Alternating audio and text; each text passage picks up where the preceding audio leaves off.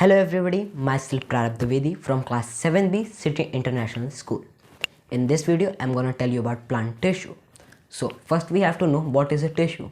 A tissue is a group of cells which carry out a specific function. Now let's come back to plant tissue.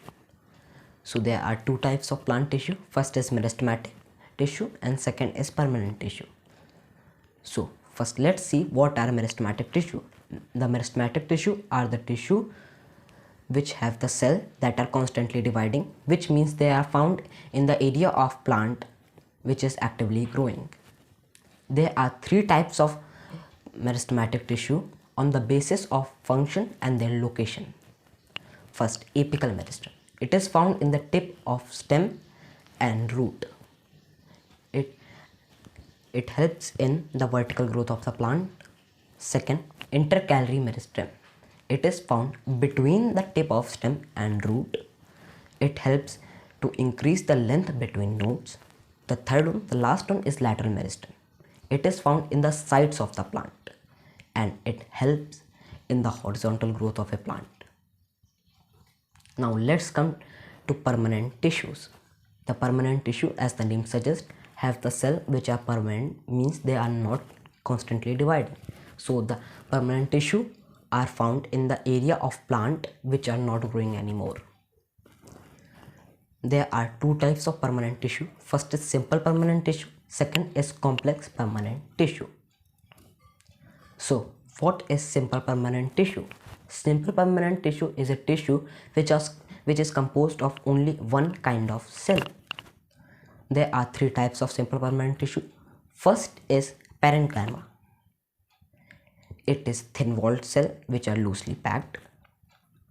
And second, collenchyma.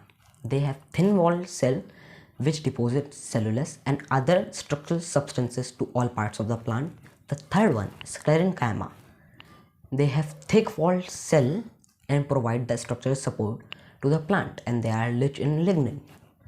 In some plants, parenchyma cells have chlorophyll as well. In that case, they are called chlorenchyma. But in some aquatic plants, there are large air cavities. So in that case, they provide buoyancy to the plant, and then they are termed as arenchyma. Now let's come to complex permanent tissue. The complex permanent tissue, as the name suggests, they are made up of different type of cell. The vascular tissue is the best known example for complex permanent tissue. There are two types of complex permanent tissue. First, xylem. It conducts the mineral and water from the soil to all parts of the plant. And second, phloem. It transports food which is prepared by leaf to all parts of the plant. Let me tell you a fun fact about xylem, that the best known xylem tissue is wood. In fact, the word xylem comes from a Greek word meaning xylon, which means wood.